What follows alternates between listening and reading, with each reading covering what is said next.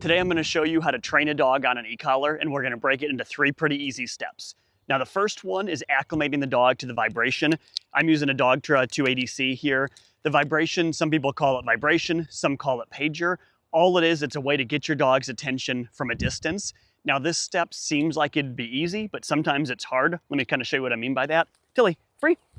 So with the vibration, Tilly, she's been acclimated to this already, but a dog doesn't know what the vibration is supposed to mean until you teach them. So if you just put it on a dog, the collar, and then you push the pager button, you have no idea how they're gonna react. They've never had this around their neck before, and all of a sudden now it's moving and vibrating. That can be scary for them. Tilly.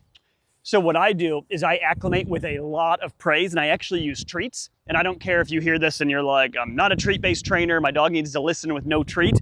This isn't about learning how to listen or getting them to obey you. It's about getting comfortable with the vibration. So what I do when I first start this is I push pager, which I just did, and I would give the dog a treat, and I do that over and over and over again until I'm sure they're not scared. Tilly, free. Then I start pairing it with the word come. So what I'll do is I'll say, Tilly, come. Good girl. Sit. Good. Free. And then I'll free her up, and I'm going to do it again. When I say come, I'm pushing pager.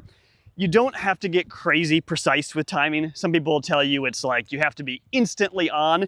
If you're off by 3 seconds, that's a problem. But if you're off by a millisecond, you're not going to have an issue. Tilly, come. Sit. Good girl. Free. So as soon as I say come, I'm pushing the button. Now, you could do this as you said the dog's name if you wanted the name to mean come. I prefer to attach it to come, but it's not a big deal either way. So now she's kind of in training mode, but I'm going to let her wander off. Now we start by saying it, we push in the vibration with come every single time. Eventually though, we need her to listen when she doesn't hear come and just know what the vibration means. So in a second, I'm going to do that, and I'll kind of hold the remote up so you can see when I do it. I'm going to let her get away from me first. Good girl, Tilly. Sit. Good. Free. I'm going to do it again here. Good girl, Tilly. Sit. Good. Free. Now the reason that's important is an e-collar is a communication tool for off-leash training. So imagine your dog is 100 feet from you. I mean, it's a windy day. Picture the wind is blowing or a train horn is going, and you call them and they can't hear you. You need them conditioned to understand the pager means come. So over and over and over again, work with the treats as long as needed, work with the word as long as needed, then eventually just start pushing the button and make sure they come. So that is step 1. Step 2 is acclimating to the stim function. Now the stim is the correction function of the e-collar, and a lot of people that, they hear correction, they right away worry and they think, oh my gosh, like it's gonna shock the dog or terrify the dog. First of all, these collars can't shock, they don't have that much power. They can terrify a dog, but only if you're using it improperly. So here's what you don't do. You don't just put it on and pick a level. This goes from 0 to 127, Tilly's at a 15. You don't just put it on, pick a level, and push the button and hope for the best. So you could absolutely scare a dog with this. Just like if you had a dog on a harness and you just like randomly yank really hard, obviously that's unfair and that would probably scare the heck out of them. So you have to acclimate. Well, and we have videos on vibration, we have videos on acclimation to stim, so I'll link those in the description. But what I do is I usually put them on a leash and I walk with them, and I start at a 5. And when they get out of heel position, I'll push the stim button and tell them heel. At 5, almost no dog in the world is gonna feel it. And if they don't show any reaction, I'll turn it up to a 6, and then a 7, and then an 8. And I get to basically the lowest level they show some sort of response to. Once I see that, I consider that to be their working level, and that's the level to get their attention. So now, I want you to think about the stim as a way to get her attention if she were to be running off. So now picture, like, let's say you have a 2-year-old kid, and your kid goes like running across the street, and you run over and you grab their arm to stop them. That's gonna be sudden, and it's gonna catch their attention, right? It's gonna teach them not to run off anymore.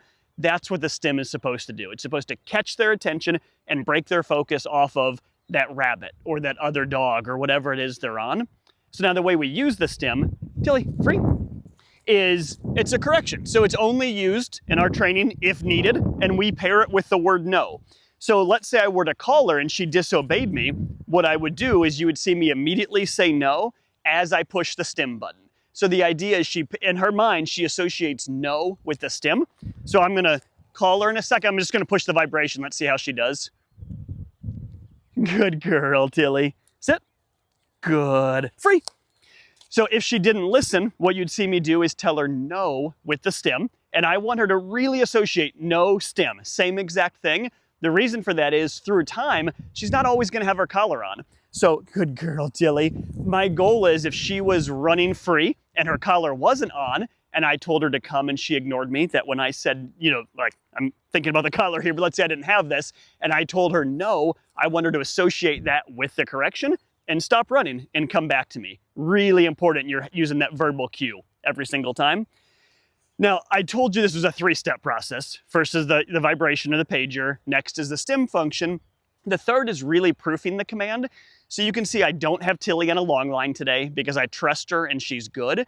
When you're proofing this command and when you're working on it, you need a long line because you have no idea what the dog's gonna do. She could become nervous, she could become surprised by the collar, she could get distracted, and your working level might not be enough. So you might have a level that works really well right now and like it catches Tilly's attention if she, you know, disobeys you, but then when she sees something really cool, all of a sudden she doesn't pay attention to it. And that's where you might need more of a consequential level, and that just means a higher stim level. You have no idea what that level is until your dog shows you. So the higher level is just something that'll catch their attention. So I'm at a 15 with her. I think the highest I've ever been is low 20s. But if I told her come and she was running after a bird and she ignored me and I said no with the stim and she ignored it, I would go from a 15 to a 20 and tell her no again. What I don't want you doing is trying to learn this on the fly. Like your dog is running away from you and you're trying to randomly change the number. That's dangerous. You're either gonna let your dog get away and get hurt or you're gonna overcorrect them. You wanna do this on a long line. So if all else fails and you're like, I don't know, I turned it up, she's not listening, you can step on the line for safety and then figure out what is the problem. And I can tell you the number one problem with e-collars not working is not, well, improper training's big, but let's say you're training properly. The biggest issue is improper fit. If the collar is loose, that's gonna be an issue. Tilly, come here, my good girl. Let me show you something just so you can see it. Okay, you're free. So check this out. This is a wingtip, or sometimes they call them a comfort pad. What it does is just longer extensions. So you can see she's got long fur, and the normal contact points that come on this, it's tough to get good contact, and you have to tighten the collar really tight to get the contact you need, which to me doesn't seem very comfortable for the dog. So I love putting something like this on because now you can have it much looser and still get that good contact. So I'd really suggest that because I can tell you when I go to a client's house and they're having issues with the collar, it's either not been charged properly or there's improper contact. So remember those 3 steps: acclimation to vibration, acclimation to stim, and then off-leash proofing. If you do those 3 things, you're gonna see it's not as hard as you think it is, and your dog will really be off-leash trained in a hurry.